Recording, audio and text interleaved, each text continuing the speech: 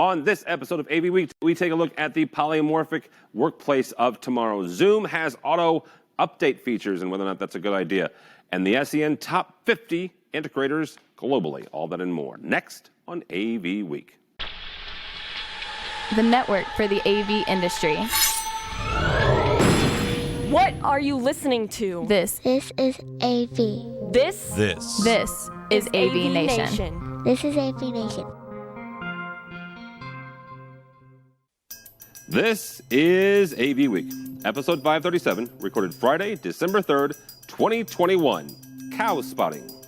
Support for AVNation is brought to you by Atlas IED, innovative audio solutions for every business environment.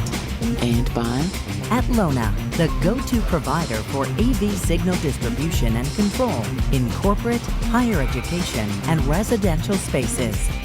This is AV Week, your weekly wrap-up of audiovisual news and information. My name is Tim Albright. I am your host. With us to discuss the news and information we have gathered this week. First and foremost, her name is Lex Peters. She's fantastic and awesome. She works for USC. Fight On, I believe, is what I'm contractually obligated to say by Mr. Joe Way. Yes. She also has her own business helping folks with marketing and stuff like that. So welcome, ma'am. Thank you so much. Also with us is our buddy and pal, Mr. Brock McGinnis, who I've learned so much from Nationwide up in Toronto. Welcome, sir. Always good to be here, Tim. And Brock and I actually, yes, we did. If you're watching the video, we did call each other beforehand and coordinated our matching striped blue shirts. So Purple. His is purple, mine is blue. I'm colorblind. Last but not least, Mark Pescatore. Mark is not brand new to the industry. I don't want to missay that, but he is the brand new content director for SCN. So welcome, sir, and welcome, I guess, back to AV. Thank you so much. Can we throw a Roll Tide in there? No, sorry. I'm a Bulldog fan. I'm a UGA fan, so I Well, cannot. this has been fun, guys. I want to thank you all for having me here. And So our buddy Jeremy Glowacki, who used to work at Future, he and I are both UGA fans. So I am enjoying this year. Let's just put it that way. Absolutely. If you're not a college football fan, Roll Tide has typically topped the charts, and now they are number 3 now. Oh, who knows? All it matters is where we are at the end. It doesn't matter now, right? Because Mark and I actually get to hang out this week. By the time you're listening to this, it'll be this week. AVNetworkNation.com is where you can find us. He and I are hanging out with our buddy Cindy Davis for a virtual event that we did this time last year. So we're renewing that. All sorts of really great folks coming on to talk with me, with Cindy, with Mark. So you can register there at AVNetworkNation.com. So first story actually comes to us from Mark's fine publication. The yearly SCN top 50 system integrators was published this week. List adds 7 new firms, a couple of interesting pieces. Number one, the first billion-dollar integration firm. I would say the second one as well, and I'll explain what I mean by that in a second. Technically, they are not listed as $1 billion, but they're getting there.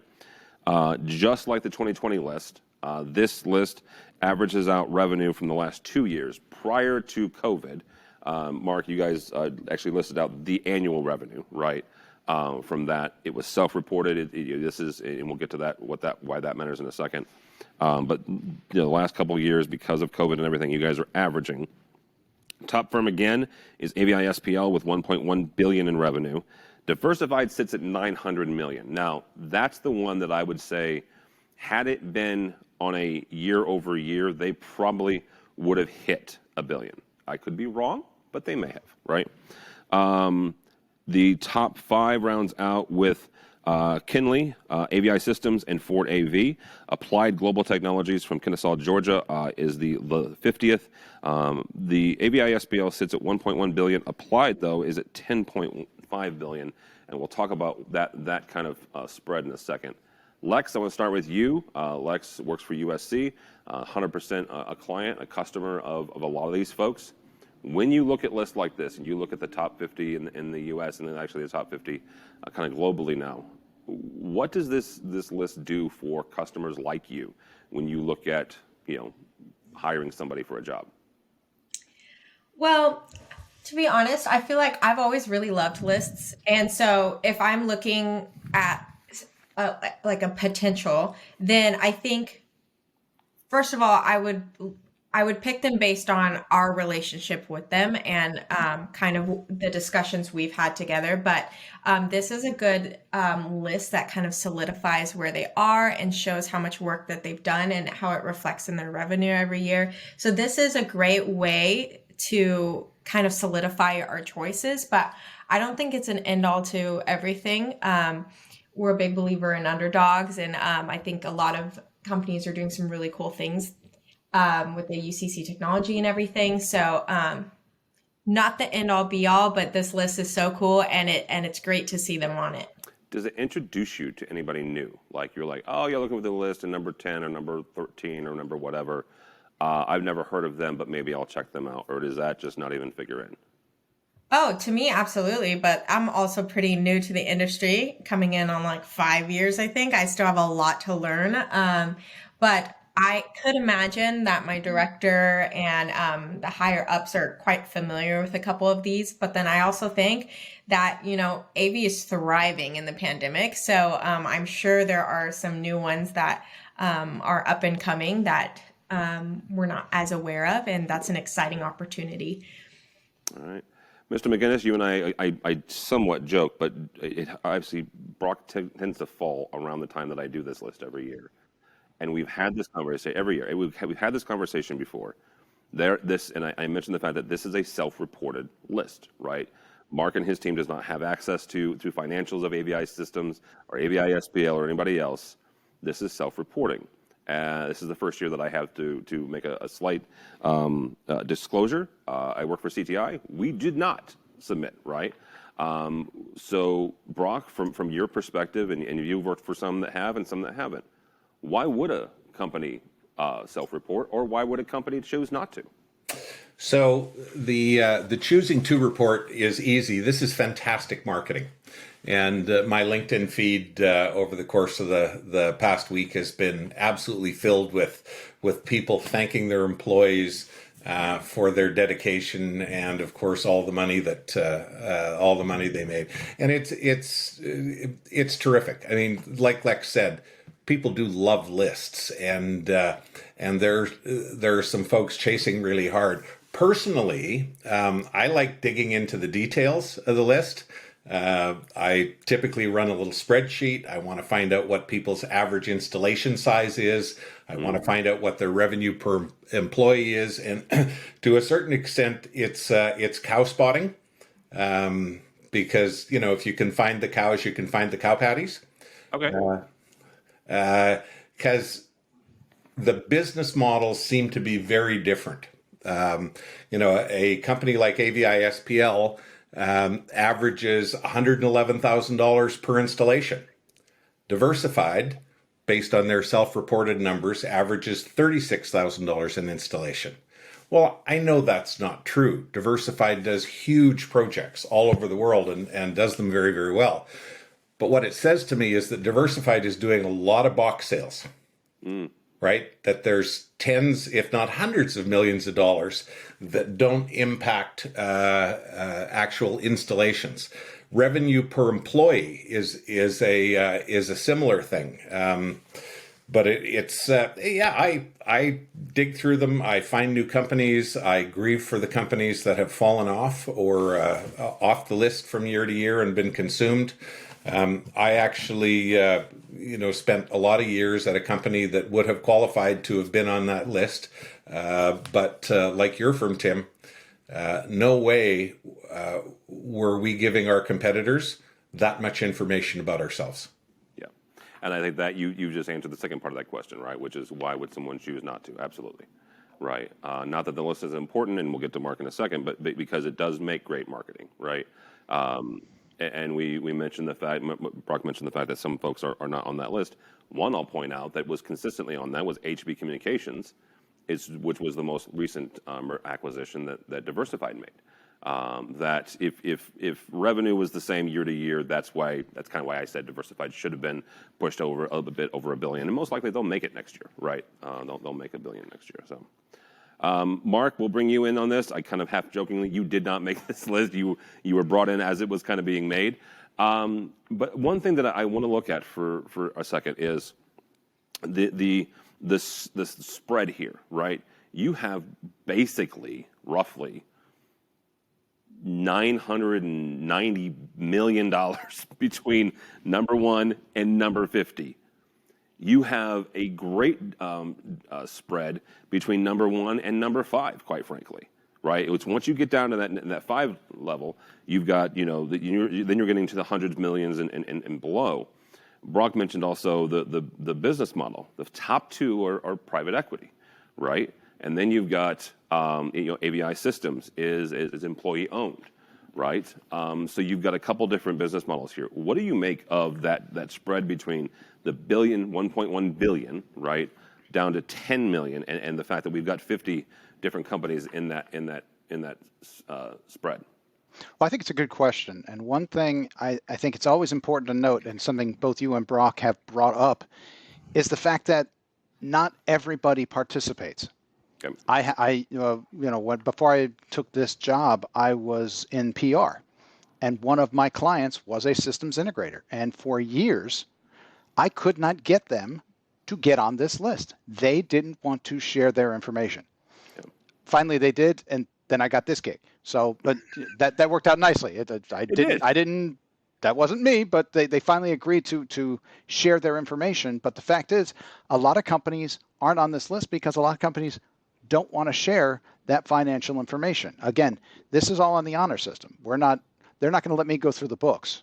It'd be cool if they did. It would be really cool. But they're not going to let me do that. They're not going to. So it's all on the honor system. If they ever let you, that's a different conversation, and we're going to have an entire episode on that. Oh, we're going to have a good time. That'll be a fun time. But the fact is, a lot of people just aren't going to share that kind of information. So when you go from 1 to 50, and you see that jump from $1 billion down to 10 million, it's not that dramatic between 1 and 50 because there's a whole lot more between number 2 and 49.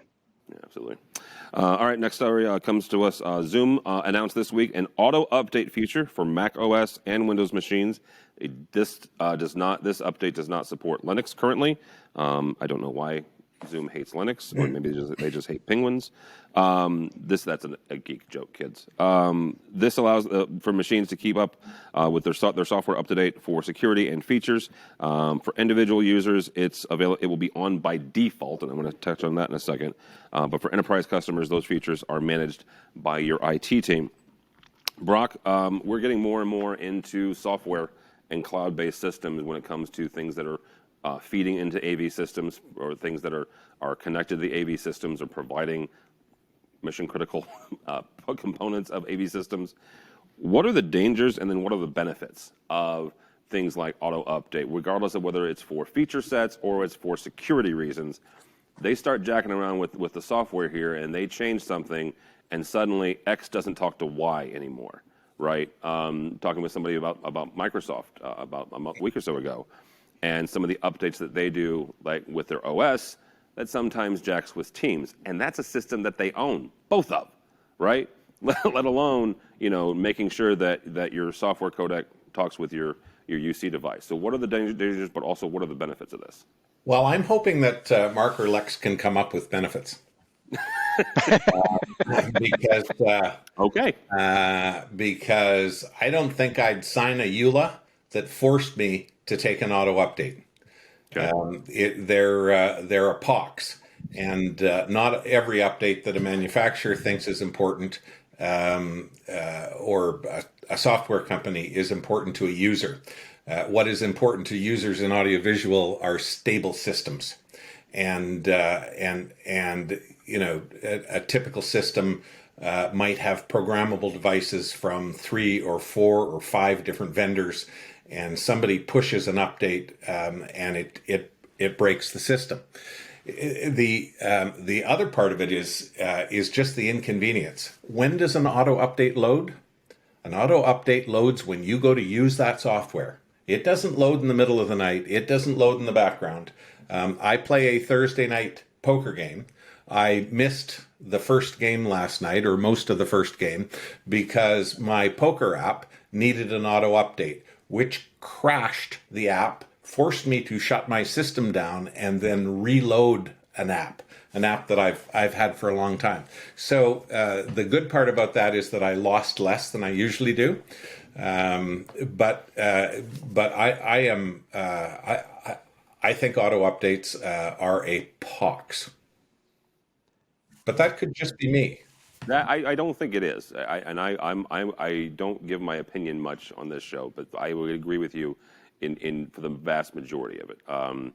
Mr. Pescatore, take a look at this, and when you look at you know, auto updates and making sure that systems are running and you know, they're up, who is taking responsibility for the security and for the, you know, I guess the continued functionality of these systems?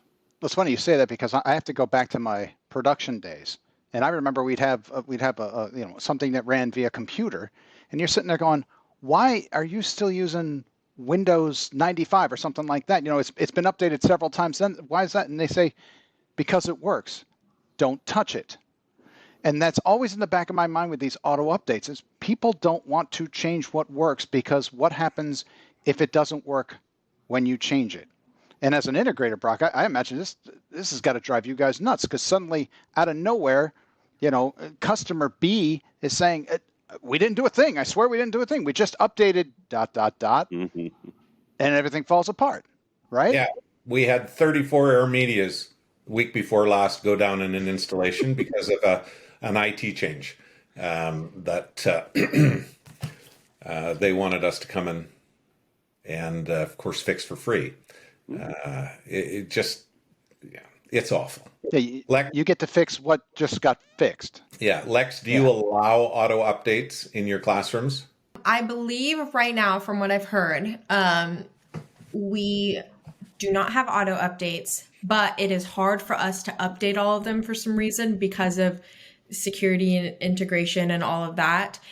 So we were having an issue with us needing to update, and it wouldn't update. So me personally, just personally, aside from USC, I love auto updates. The new iPhone update today was so cool. So I always think it's fun because I love new technology and I love figuring out the new features. But I would say, just like you said, Brock, like in the classroom, we need something that's steady and that new users, like faculty and teachers, they don't want to come in and just have a new thing and have to figure out in front of class. You know, I had the luxury of being in bed, looking at my new update and looking at the new features, whereas, you know, they're in the middle of, you know, at the beginning of their class and they want to just teach and get on with their lesson plan. So I see it as being quite problematic for the school environment, but it is exciting because we love updates and we love, because usually updates are based on feedback and customer feedback is important, and listening to that feedback and making it better. I mean, imagine if we still had Skype. Like Zoom is just already so much better based on feedback and ways we wanted to make it better. So, but I would love a little more transparency from them to integrators. Like Zoom is already such a huge element in today's work environment, and so is Teams. So why aren't they working with the very technologies, with the companies that support their technology in universities and all these workplaces? There should be like a place where they can, you know, read about the updates coming up, so maybe they can be on the front end of it and be able to make sure all of it's seamless. But, you know, that's just, I feel like that's dreaming, but that'd be really cool if we had a central sort of communication there. I don't think it's dreaming because there are partner programs, right? So we've covered stories like this before where this manufacturer or that manufacturer is Zoom certified, right?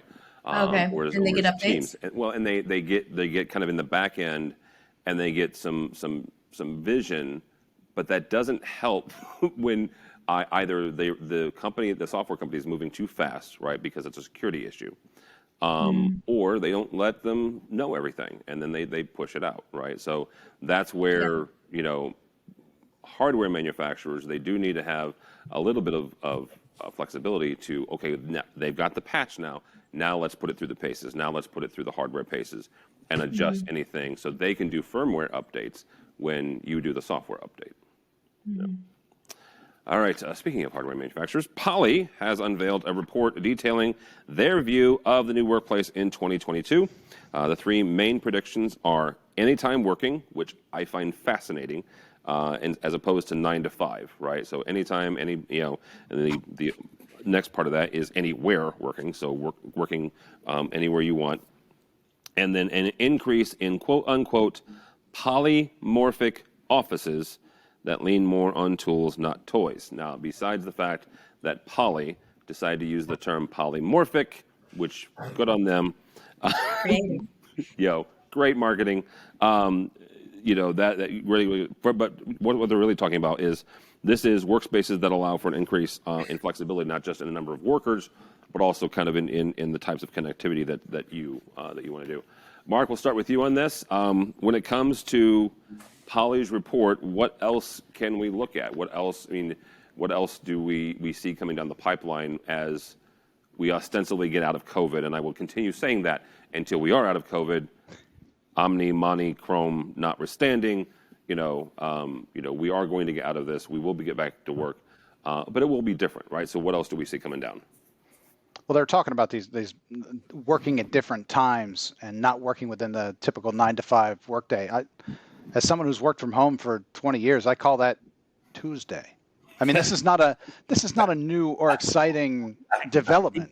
So you and David Danto, I swear, are brothers, right? Because he's been doing he's been saying the same thing. I've been working at home for 20 years. This is nothing new. Sorry, go ahead. It is nothing for those of us who have been working from home as long as we have. Now, for some people, this sudden change to a hybrid workplace was, oh my gosh, this is wonderful. This is the greatest thing. I think I'll take a nap. They're learning about all these different things they can do. But what I've found is that for the most part, if you're working from home, you're working more hours than you are in the office. You really are, I think, because I know what happens to me. Cook dinner and go, okay, guys, I'm just gonna check my email one more time, and then I come out 90 minutes later, because that's the nature of working from home. So I don't really see that as something new. I think what's interesting is that so many more people are going to do that and realize there are benefits to working from home, but there are also detriments to working from home. All right. Lex, I'm going to pick on you for two different reasons. First of all, Lex also works from home now, right? And but from that aspect, what do you see? In addition to that, what do you see this whole? And I love the term polymorphic. Besides the fact that Poly used it, I just think it's a cool word. Do you see that impacting the classroom or education in any way, shape, or form, or is that going to be y'all got to come back to the classroom so I can stand in front of the lecture hall and I can use the chalkboard, and that's just how it's going to be? Oh gosh. I would say from the university standpoint, I think a lot of people are still kind of stuck on the being in person thing. And a lot of there's kind of two parties, and one party is your education is not as good unless you're in the classrooms. And then the other party is your education's fine anywhere. And now more than ever, hybrid education or fully virtual education is just as good as in-home or as university education. It allows that for people to pick. In universities, I think a lot of people have to come to terms with being open to both sides and communicating that. If everybody isn't on board, I don't think it's going to work as well as it needs to work. So I think there needs to be more education for teachers on how to properly teach a hybrid classroom, because it is a little bit different. There are different features that need to be thought of, and different things that need to be accommodated for. So I think hopefully in, when they're getting their credentials or whatever for teaching and becoming a professor, I hope that that's a regular part of the education, because as much as we can provide technology, it comes to the art of teaching. And I think we've solidified the in-person lecture, but I think we really need to learn about the hybrid environment. So that's for the university point of view. And then from the working home point of view, I think it's really exciting. Just kind of like Mark said, I'm just learning about being able to be like, I guess I could take a nap right now. I'm still getting my work done. The second person has mentioned taking a nap. We're very sleepy. We are very sleepy people in the AV industry. I don't. Well, when you're at home, you're comfy. You're like, why not? No, I don't usually nap. I go to the gym in the middle of the day, There we and then go. I feel guilty because I'm like, if I was at work, I wouldn't be able to do this. But then, like I woke up earlier and I walked from bed to here. I didn't do any, and I worked and I didn't do any of the traveling and all that. So it's like it equals out in the end. But it is weird seeing that flexibility. But it is very cool. In the article, it talks about how a lot of people are going to openly look for other jobs if workplaces don't offer a hybrid environment. And I mean, I'm totally agree. I would be in that ballpark too. It just, some things work for some people and some ways of working doesn't work for others. So I think it's important to have both and realize that people can be just as productive. I wonder though, you mentioned about the teachers with the hybrid environment. Are your instructors struggling with that? I think at the beginning, of course, I'm not in these classrooms, but from what I've heard and what also a little bit of some assumptions, I think people are very used to, like these teachers will have this curriculum and this lesson plan that they have for a semester planned out, and they've been teaching this class for 20 years. Sure. Right. And so you update that, but then it's still a little bit different because now it'd be nice to have not just you writing on a chalkboard or a whiteboard, but a digital element to it for students, being able to accommodate students who are sick and can still attend a classroom when otherwise they wouldn't be able to come in, and there's a no missing attendance policy, and it works differently these days. So I think they're rediscovering how to do that. And I just think it's a little bit sad because I don't think every teacher is excited about the hybrid environment. So when you're not excited about something, how willing are you to make it change and make a really good change to adapt to it? That's a little bit hard. So trying to keep it as exciting as possible for the professors and really show them all the opportunities we have there. It's getting better, but I think there are some who just don't like the change and some people who are excited about the change. And hopefully we get everyone on board. All right. Mr. McGinnis, you'll have the last word on this. How do you design for this? How do you design and sell this when it comes to these new polymorphic spaces? When you have to account for every possible connection, I guess. No, you don't. Okay.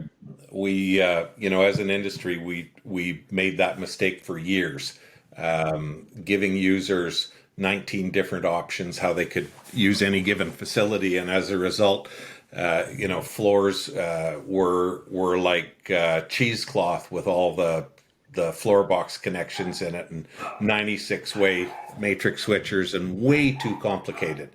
As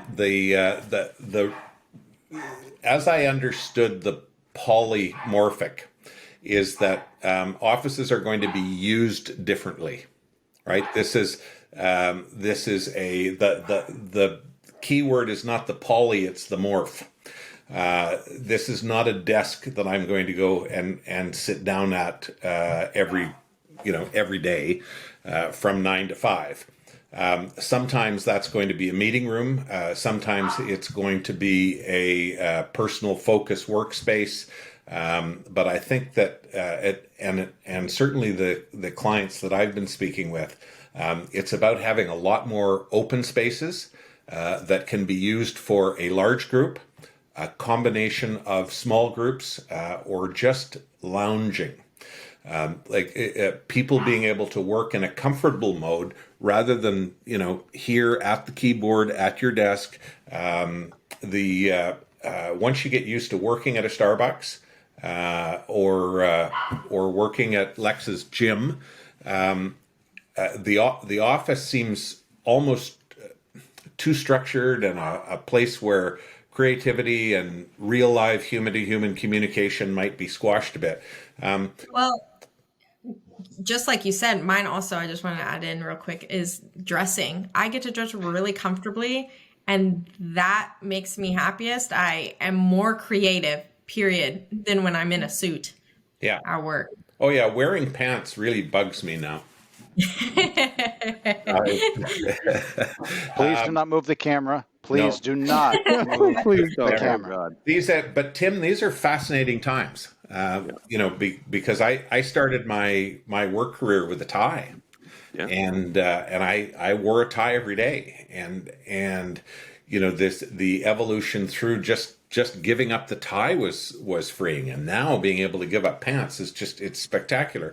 But we have to make the office space both comfortable for folks and give them a real strong reason to want to work there. I have a client in the accounting world, and they employ a lot of people between 22 and 32. Right, the actual bulk of their workforce, they're a bit like a puppy mill. They're hiring all the time, they're training all the time, they're working people through. That employee group is very strongly telling them that they want to come back to the office.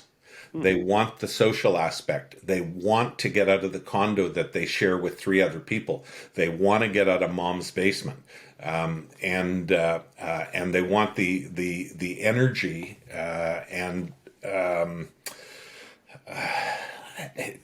and the other aspects of working as part of a team and working with a group. So these are the things that we're designing for. And even we had our first in-person lunch and learn this week. Oh, wow.